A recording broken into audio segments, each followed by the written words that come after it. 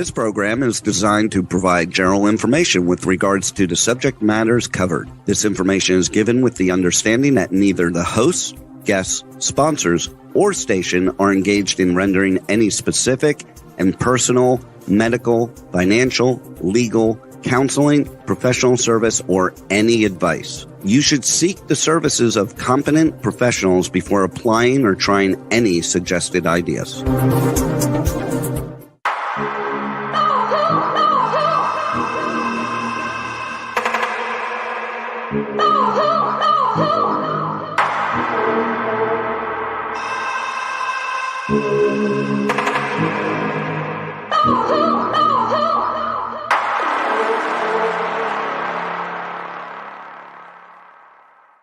Good morning, truth seekers and true crime junkies. Welcome back to another episode of Hit the Road Jack, Finding the Zodiac.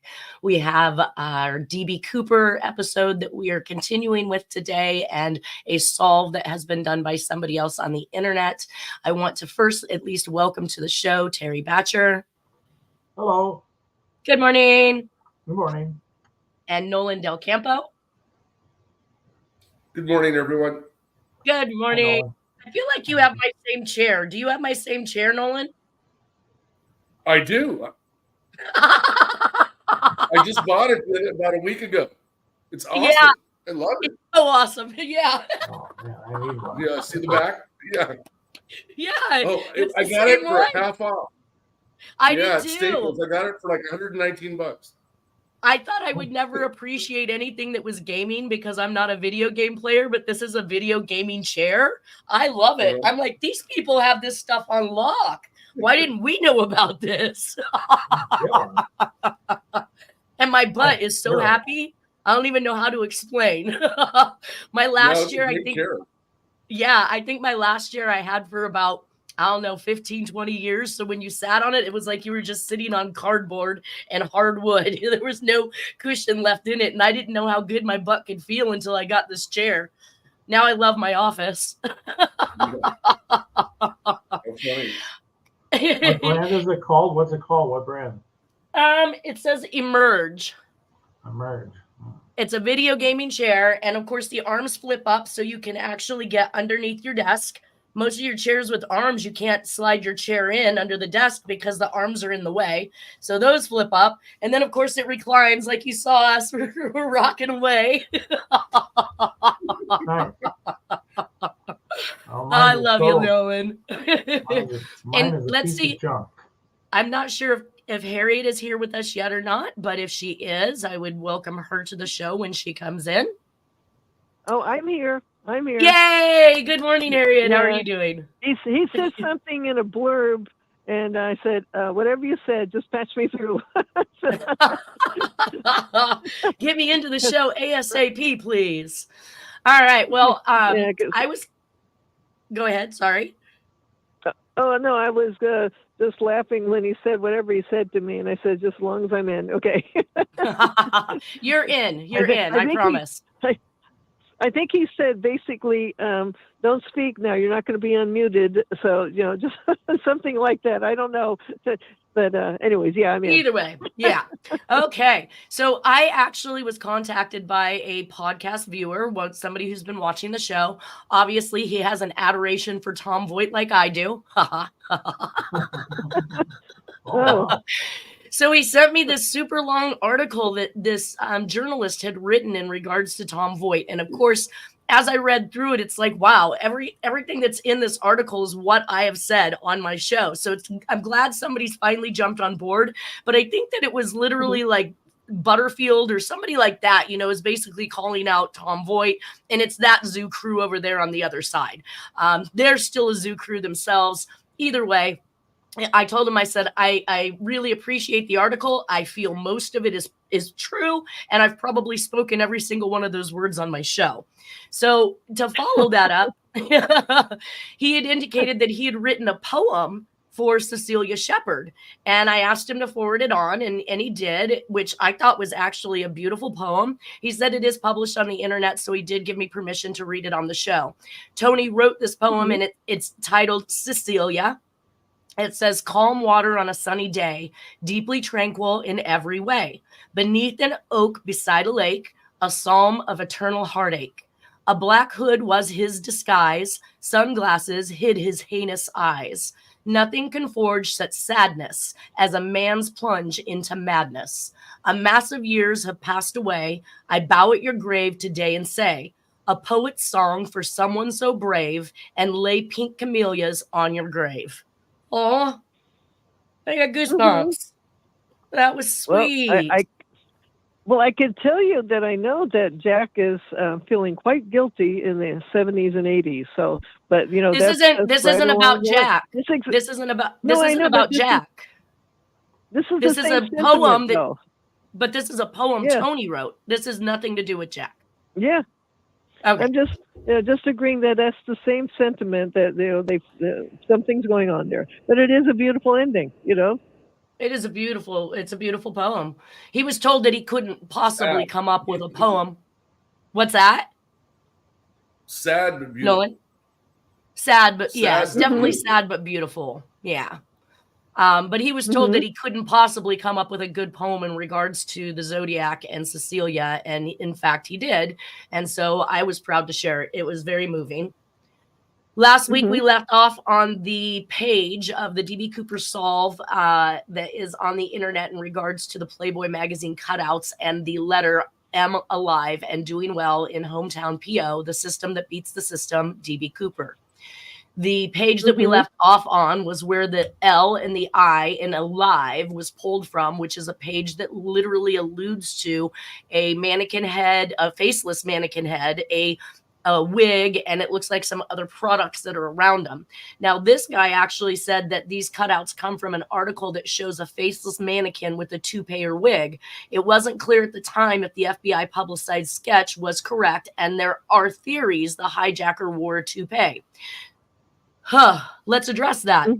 Let's not talk about theories, guys. I mean, I think that this means he was literally wearing a disguise, doesn't necessarily allude to a toupee at all. And there shouldn't be theories unless somebody specifically said the man was wearing a toupee, because in most cases you can tell a toupee all day long from real hair, right? Yeah. Yes. I mean, how many of us have seen them? You know, you see a toupee, the first thing you're doing is pointing and giggling to your friend as his hair's flopping in the wind, you know? Especially in the 1970s, those toupees stood out. They were ridiculously fake, and you could spot them a mile away. Yeah. I remember many of the old TV shows that they would be doing them. Yeah. The 70s. So yeah, they stand out. So basically, my thought and concept here is that the FBI profile that they showed that the hair was combed back, much like you see in the composite for the Zodiac Killer. If this individual was wearing a toupee and then slicked it back like that, you would absolutely see the line of the toupee, and somebody would have stated or said something in regards to his hair having been fake. The gal did say that the hair was shiny, like it had been dyed. So that leads me to Jack wearing the black hair or dyeing his hair black during the 70s, the early 70s. So either way, I think that the faceless inference may just mean that he, again, is a phantom, or that he wore disguise as the Zodiac claimed to be in his during his escapades. This also confirms the first letter from D.B. Cooper that he said the FBI's composite was not indicative of what he really looked like. Couple this with the shiny look of the hair that could be dyed, or even, I said or even a wig, but I highly doubt that he was wearing a wig. Anybody else have anything? The stewardess said that the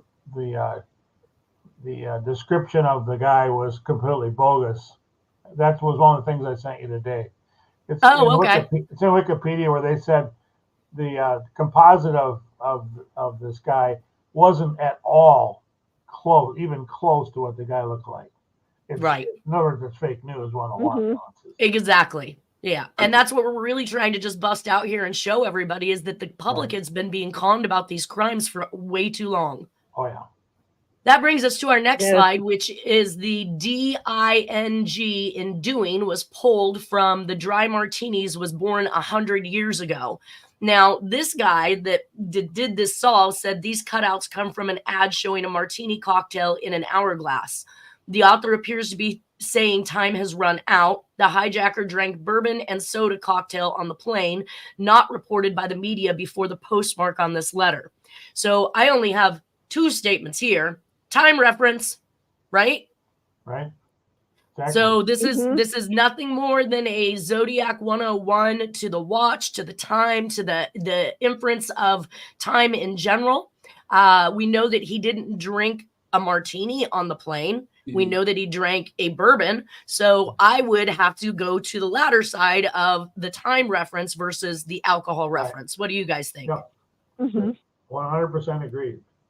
Absolutely. The time reference.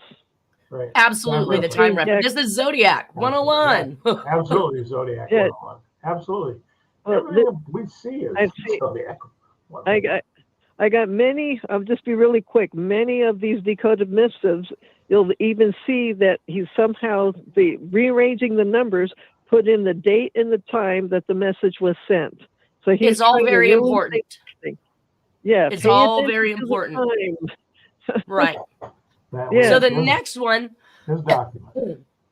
The next one that comes about is the Owen doing is it's actually posed sideways. So now we see more Zodiac 101 where he's flipping his letters, right? Harriet's known about this for a while. He transposes them backwards. He puts them upside down. He puts them sideways. And if you use these different solves that Harriette has discovered, sometimes it's about flipping that image or that symbol, correct? Exactly. The O could be the shape. O could mean many things. It could be a 0, but it could also be O for location. He's a master at this. Right? The code breaker. So yeah. Well, so this author says that note this cutout comes from a Joan Baez article. FBI suspects the hijacker has some military training. Many military became anti-war after Vietnam and Korea. Does anybody know anything about Joan Baez? She was an anti-war protester, I believe. Okay. Yeah, she was. Singer. Yeah. Both singers. She was Bob Dylan's girlfriend for a while. Oh. Oh my God, Dylan! What is it called? Dylanography. Bob Dylan's girlfriend for a while. His garbology thing. Dylan. Anyway. Yeah. Yes. What was that, Nolan? She performed at Woodstock too. Oh, she's a singer. Yeah, singer. Yeah. Oh, I see it. She's a folk singer. Nice, a very nice voice. Very nice voice. A candid conservation. I'm trying to read it with the dedicated anti-war something and folk singer. So so anti-war folk singer Joan Baez. I just thought maybe this was just to dissuade about the agenda because we have the Dear Draft Board letters that talked about being in the military during that time frame in 1968, which also leads back to Vietnam. I think that he's constantly, or you've even actually decoded some of these missives, Harriette, that indicate that he talks about somebody who was in Vietnam, right? Tran or Tan? Yeah, definitely in Vietnam, and which was definitely his son, right? Yeah. So I'm amazed at how this is done. And well, we know that Jack was in a couple wars. He was even involved in the Korean. He was in the military during the Korean War, and he definitely had military knowledge. So I think that the author of this particular solve probably nailed it in regards to the military training. So when they try to bifurcate it, like we are seeing in 2020 and on, and they're trying to claim that there was no military connection to these cases, we know that they're automatically trying to bifurcate or separate the true information about these cases to remove the aspect of military and politics. Yes. Yes. And he hold on, Harriette. He can't escape it. Harriette, hold on. Go ahead, Terry. How about the idea that he was doing Joan Baez in the prone position? What did you say? I said, what about the idea? All right, no. I don't need you to repeat it. I don't need you. I'll put Joan in the prone position. Maybe he's threatening. I said I don't need you to repeat it. Okay. We don't talk about that. That's just inappropriate. Sorry. Oh, sure. It is inappropriate. Making sexual references on my show is inappropriate. I didn't say it was a sexual Come reference. on, Terry. Joan Baez was not the prettiest Prone woman. would be dead. Prone would be laying dead, not sexual, but dead. Maybe he's threatening her. I don't know. I'm just an idea. It's attached to the word doing. Okay, that's all I'm saying. You lose me when we go there. I don't know. You lose me. Okay. Never mind. It wasn't that important. It's a guy thing. It's a guy thing. It's we're expected to do that, Anyway. All right. So the W in the word well from the communication is found on the page called Beau Brummel, and it is in regards to clip-on bow ties. Right. Now we know there's a huge tie reference. This code breaker says the hijacker wore a clip-on tie. The article references clip-on bow tie. There were no media reports of a clip-on tie before this letter was postmarked.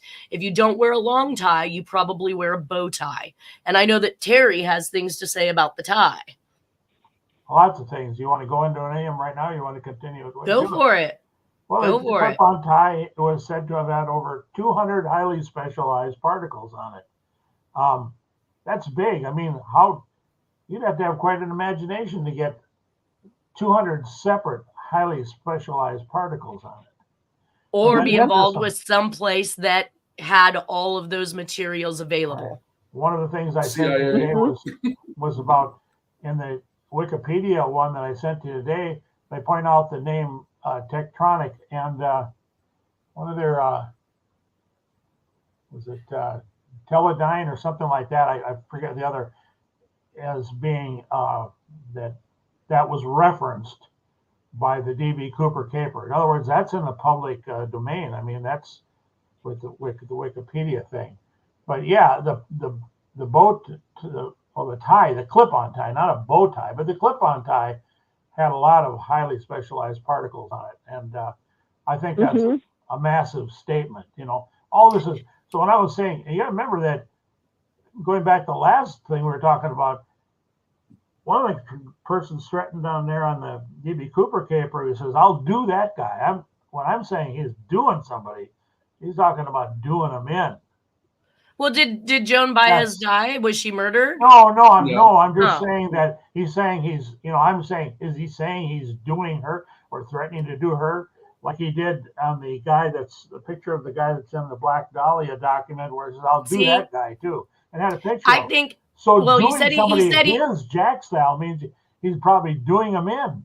Is what I'm saying. Okay, and I think that I kind of go back to the whole solve that Harriette has had, where the Dear Draft Board letter indicates that he has been compromised by whatever program he's in. His brain has been hijacked. He's been drugged. He's been used. Yeah. All of these things that literally lead back to the hatred he has for the military, because it's likely that he became part of MK Ultra in the military, because he was in the military when this stuff started. One more thing about that. When we get up to the OCCK case, you're going to find that the guy was described, and he was seen, but they don't like to talk, that isn't talked about, but that as a guy that was talking to himself a lot. Oh, well, I'm not gonna focus on there yet, because I really need to stay in DB Cooper land right now. What you're saying about his mind, that's what I'm saying. I know, but we can talk about the OCC case when we get to the OCC case. We need to stick. Simply his mind. What's it with the guy's mind? You know what I mean? So he's been compromised. His mind has been altered by drugs and hypnosis and programming and you name it. I can't even pretend to understand what Jack might have gone through during the military in the MK Ultra program, or what he had to do to train to get there. It all seems rather sadistic to me. Well, so we do know that they just he was a programmed guy. He was a mind robot, right. So now, as it pertains to these specialized particles, we know that Jack worked for General Electric Nuclear Power Plant in San Jose in 1962 and 1963, very close to this time frame, in which case wearing a tie was not out of the ordinary for him. I've seen him in dress clothes and ties. I wasn't able to determine whether or not his tie was a real tie or a clip-on tie, but Jack doesn't seem to me like a tie-tying fool, right? A clip-on seems more up Jack's alley. Right.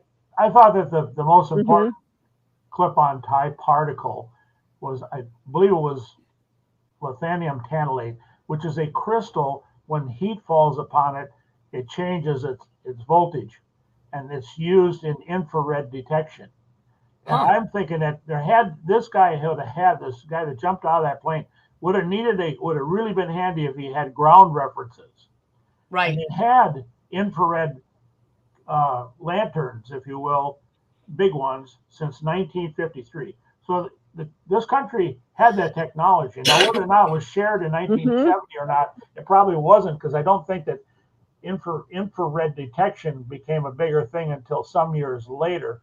But I would say that the military definitely had something like that. And we know Jack's linked to military. So he would have needed some way to find the right spot on the ground, and that would have been perfect for him. If he's flying over and say, wow, and he can look out the window and say, okay, there's my smudge pots, and he can jump right then and there. He can hit his target right on the money. It sounds to me like Harriette wants to add something to this. Go ahead, Harriette. Oh, definitely. You're right up the perfect alley there. My God. Okay, from above, the satellites and whatever, the high-flying planes that were flying above us, West Coast NORAD, they must have had a way to look down, and this is at night. You got the infrared technology, the zoom lenses, or whatever they had. Right. So they were able to, I'm believing it now, they were able to see him falling out of the plane and jumping at, whatever, and making his spot and landing at a certain area where he was supposed to land. He had all that pre-planned. Military. Right. Wow. Right. Very, very much so of a military. Nobody else would have had access to this except for military, government, CIA, NSA, FBI, all of these individuals. And of course, that leads us right into, the knowledge that the individual knew that the FBI was scouring Playboy magazines for criminal activity. So it all fits in. Now, our next one is the E and L. One of the L's in well come from a page that says, for people who are not ashamed of having brains. We know that Jack was intelligent. We know the Zodiac was intelligent. We know D.B. Cooper had to be intelligent. If not intelligent, they had inside information, and they had people to make sure they did not get caught in the process of these crimes. In this particular article, the solver or the decoder says these cutouts come from an encyclopedia ad about not being ashamed of brains. The hijacker appeared to be intelligent and well-educated. This brought me back to Jack and his need for his bookshelf, which we can see here right behind him in one of his little famous Halloween card poses, as I'd like to say. He looks like he's crazy. His eyes just look completely out of control. And we see this bookshelf behind him with all of the books on it. And so I noticed that in Jack's belongings, there were various books in regards to astrology, the Zodiac symbols and meanings. Like, he had all kinds of different books in his stuff. In that picture, he reminds me of Jack Torrance in The Shining, the Jack Nicholson character. Yes, he's out of his mind. Eyes in the face. You got that crazy here's Johnny or here. I consider the skeleton card hint there with Jack hanging his arms like that, with the skeleton card hanging its arms. You know what I'm saying? That's what I said. This is a direct. This picture. Right. This picture is a direct reference to that Halloween card. Now, this picture was taken. Jack had just come back from next door, his neighbor's house, and killed their dogs. So Dennis tells the story about Jack being out of his mind and having just killed the neighbor's dogs. So this is just, it's insane, and you can see it in his eyes. That's wrong, man. Right? That's So very Jack sad. loved to read, and his wall of his home looked just like this, and he was very intelligent. Jack created the first water waste removal system for nuclear waste at GE in 1962, and it was patented for $110,000 at that time. Do not discount the intelligence of Jack. My mentor tried to when he tried to dissuade me from getting involved in this case. All I knew at the time was that Jack was a security guard for Hewlett Packard. What I didn't know is he was a contract private security. After even receiving an attempt with an assault with a deadly weapon charge, going on probation for it, he was still able to get this particular job at Hewlett Packard. My mentor thought that meant that he was nothing more than a lowly security guard, but we're finding out Jack is so much more than that. Oh yeah. Yeah, Thane Caesar was a security guard too, and he worked for Lockheed. Who's that? The guy that Thane Caesar, that's the guy that's accused of shooting Robert Kennedy. Really? He was a security guard. Yeah. He also worked just for a Lockheed security too. guard. Contract security for Hewlett Packard, one of the biggest computer companies back in 1983 that existed. Contract killer. Now in this next one, the letters in, the H-O and E in home, the T-O in town were found on an article that says he's too good a trooper not to talk about our tire and too professional to let us know his name. Zodiac 101. Yep. Yes. Right. Absolutely. We have a mask. We have the Texas reference to a cowboy hat always takes people back to Texas, right? Texas is a direct reference to where Jack came from. We have the masked man that brings me back to Texarkana Phantom. You know, the hood in Zodiac Killer. All of this is another, I think, clue into who this individual was and that he was much more than somebody who just skyjacked a plane. Right. The code solver on this says these cutouts show a masked man who isn't using his real name from a Western state.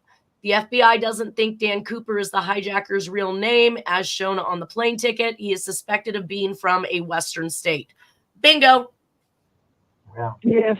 Yep. Yeah. Wow. Yeah. Nomen nescio. It means it's a protected name, but it means you didn't see this name. You didn't see this person.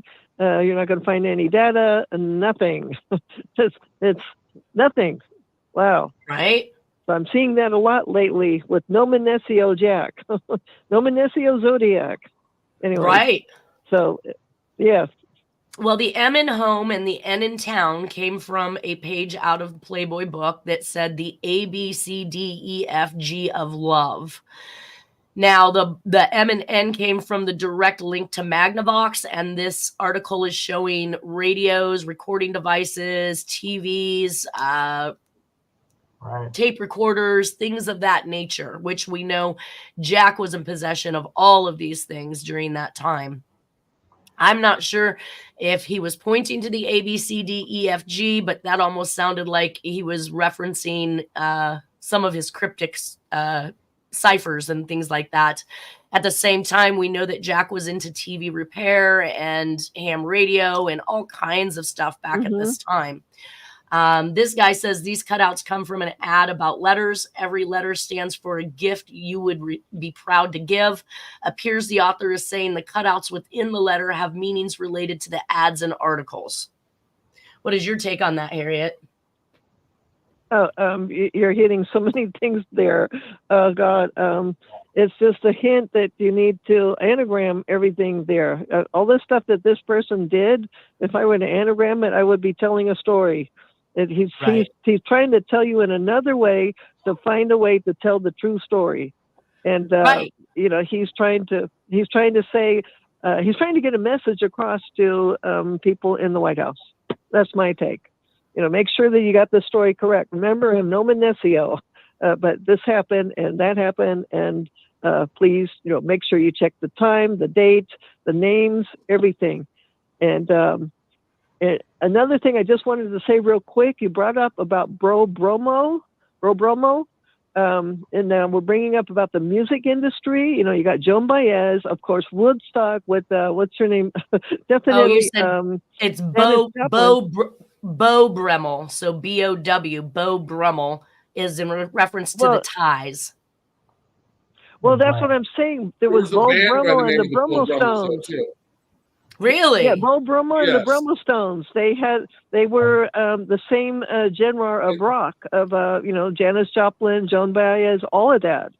So and it was laugh, laugh. I thought I'd die. It seemed so funny to me. Wow. Okay.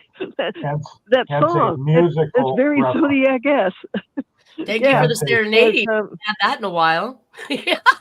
Yeah.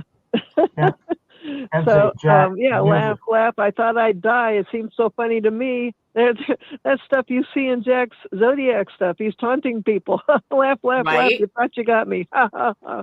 So wow. I mean, is there another hint there? But you also pointed out a reference that he's in. He does. I'm saying that I'm finding a lot of his documents. He's making references to music, as we'll see in the future. A lot of it, and quite often. Mm-hmm. So yeah, it's a good find on what you found there. So the system that beats the system one, you still have one for that yet, right? Well, yep, we haven't gotten to that one yet. Okay. Now, the next W in the word town was taken from a page out of the Playboy book that was on DeWar's profiles, introducing DeWar's bourbon. So it's the author of this says at least one suspect in the case was a professor and lawyer. So I don't know why he's pointing to a suspect who might have been a professor or a lawyer, but would also fit with the well-educated profile. Yes, it would. I also look at this overcoat as kind of CIA-ish, right? Like the nomenclature of the CIA or a spy is that long trench coat. We also have a covered up face in this particular article. And I don't know if that was blacked out by the person who did this because they didn't want that to be shown, or why they even necessarily alluded to an attorney or a professor by any means, when simply to me, this is talking about bourbon, and bourbon was the drink that the culprit asked for on the plane. So possibly not an attorney or lawyer reference at all, just really giving more information that only the FBI or the police would know in regards to what the suspect did on that plane. All right. And then, sorry. I just wanted to quickly add, that description of the figurine, I mean, the person in cloak and dagger and so and so. That's the original, supposed to be the original figurehead concept for between the OSS and the CIA. There's somebody posted about that. I found it on Twitter, but that was supposed to be the original figurehead for the CIA, the representation of the CIA. Well, and that's where my mind goes. I think of Inspector Gadget. I think of the CIA. When I think of long trench coats, or the other option for a long trench coat for me is a pervert. The flasher. Yeah. Woo! Yeah. Bye-bye. Yeah, I thought we were going to talk about that stuff. I said pervert. I did not allude to anybody doing somebody. Please and thank you. Please and thank you. But I'm just talking about an overcoat and why individuals were known to wear them. Because they were flashers. Yeah. Some were. Especially in a hot day in San Francisco. You always knew. My mother would say, "Don't look over there, kids." Now, the O in PO for Portland, Oregon came from the front page of the July 1970 issue of Playboy.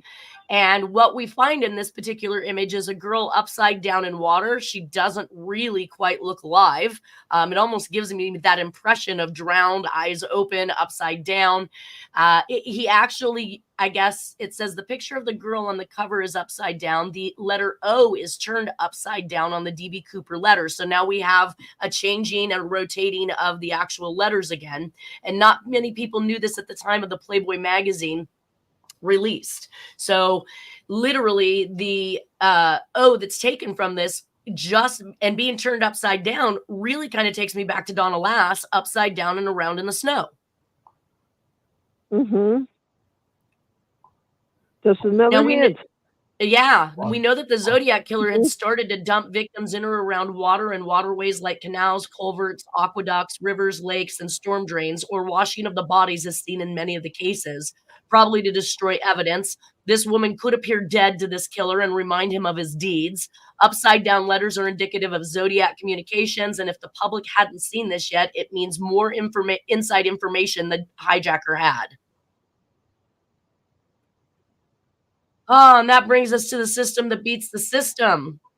In this particular solve, this individual says the meaning is self-descriptive regarding hijacking a plane the way he did. And folk hero type article was published with wide exposure before this letter was postmarked. Excerpt from a sociology professor. Sorry, you guys, I'm still getting over this cold. It says, his was an awesome feat in the battle of man against the machine, one individual overcoming, for the time being anyway, technology, the corporation, the establishment, the system.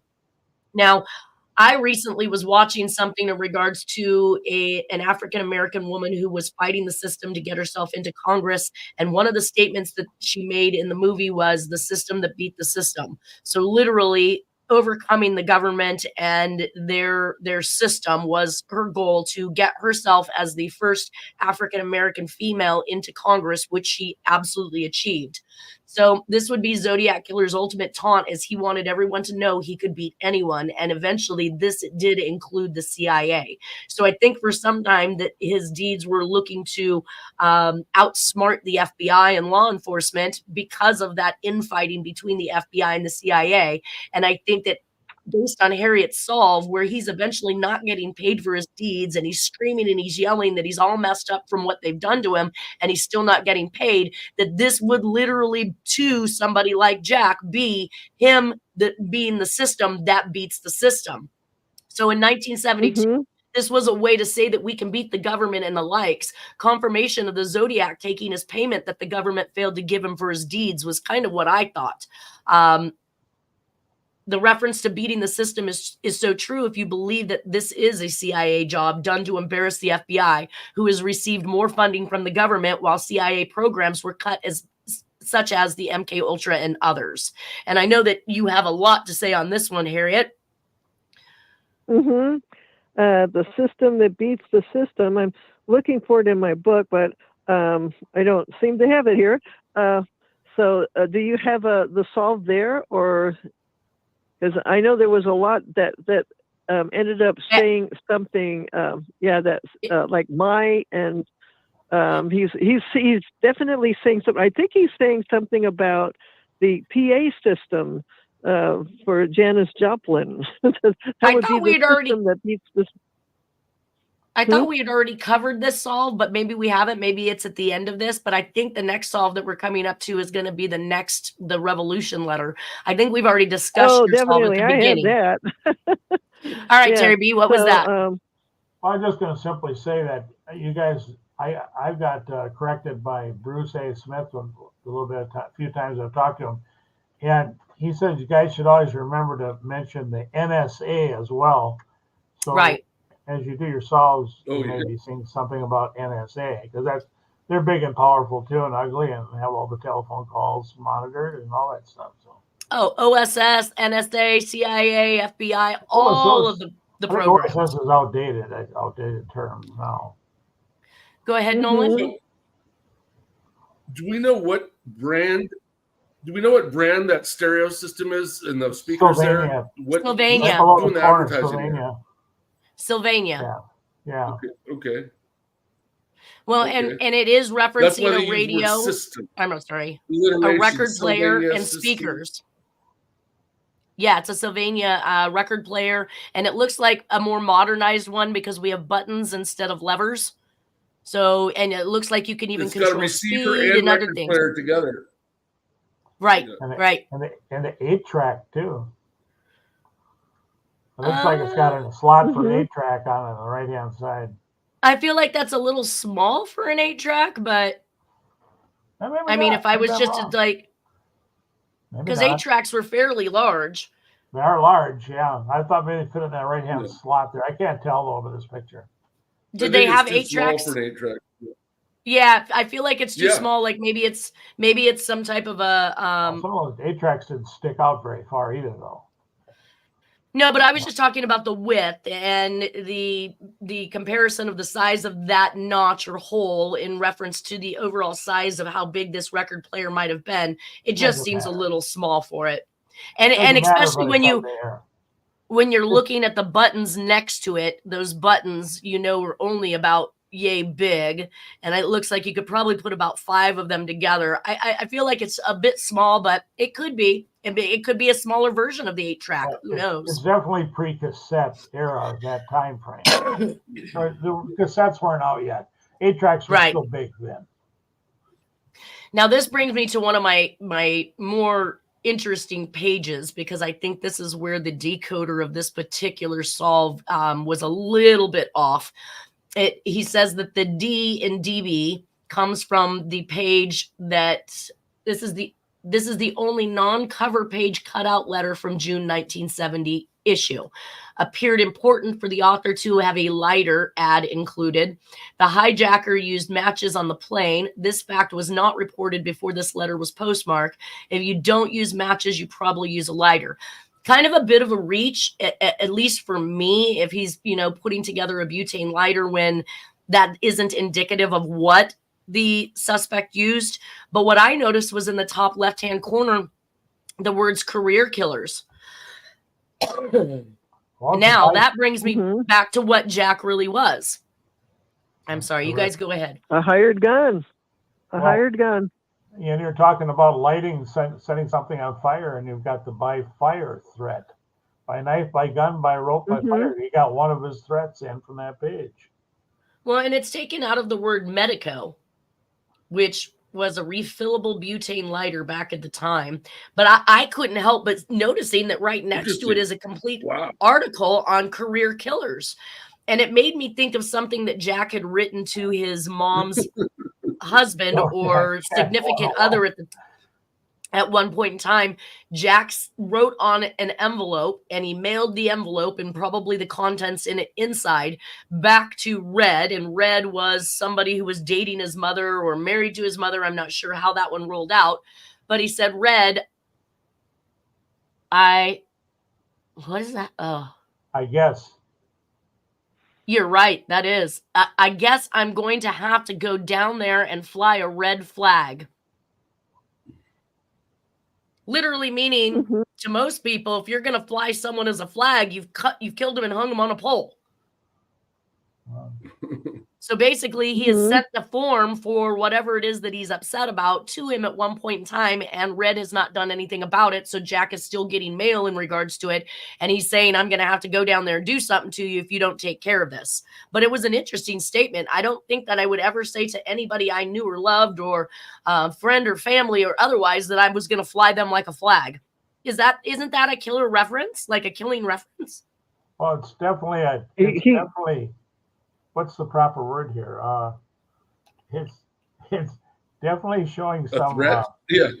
That he's not happy with whoever Red is. How's that? Right. It might be Reagan, Ronald Reagan. I see everything as an anagram, and anything with an R and a D and an L and everything. This is a letter that Jack wrote to his mother's significant other. It has nothing to do with Reagan. Right. Nothing to do with Reagan. I'm going to have to come down there. Well, he's complaining about somebody that would be Reagan during that era. Anyway, no, Jack is not sending missives in a communication to. I get what she's saying. But he's not sending missives or hidden clues or messages to his mother's significant other when it's self-explanatory. He has sent information to Red. Red has not done what he's supposed to do with it. And Jack is resending this information to him saying, don't make me come down there and fly a red flag. So it had nothing to do. I can't even make a political reference in regards to this because he's specifically talking about something Red should have done. And of course, I've cut off the rest of the message so you can't see this, but this message was intended specifically for Red to say, take care of these forms. I've sent them to you before. You're not doing your job. Don't make me have to come down there and fly you like a flag. Well, we don't know who Red was, right? Red was the significant other of his mother. Okay. I don't know if they were married. I don't know if it was just a boyfriend, but the message is basically in regards to And Red, he's also written letters to Red and Mom. So we've seen these letters. So it must be something that's together with Mom. So this article, while the creator attributes to the use of matches, we know Jack indeed smoked, but I noticed that the top left-hand corner where the word career killers is printed, because this is what I believe the Zodiac Killer Jack was, thus pointing back to the solves by Harriette, leading us right back to the career killer type idea and concept, and maybe even giving them a clue as to who he is during the time of this actual crime.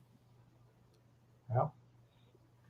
Mm-hmm. Now, the next one is the B from DB Cooper, and it comes from an article that says everything you always wanted to know about television. So again, back to the media reference, just like you guys were saying earlier about the song references and the bands and things like that. We keep getting this hit back to television. Little tiny D and a big B. Right. And it says the B in DB Cooper is incorrect. Plane Ticket has the name Dan Cooper. Media didn't report the proper name at first, and DB was used by all media. Author appears to be saying he knows this to be an error. Author highlights an otherwise rather insignificant letter. And it is, because it says explained by Ben Masselink. I don't know who that person possibly is. Probably connected in some way to television. Or a journalist. The B. You'd have to read that article. The Sacramento Bee. Right. Yeah. No, it just says explain. Yeah. And I can't, because most of these, once you blow them up, they're so terribly pixelated. It would take me forever to actually. I'll get you a copy of that. They're on the net. I think every page of every Playboy is on the net. I don't know.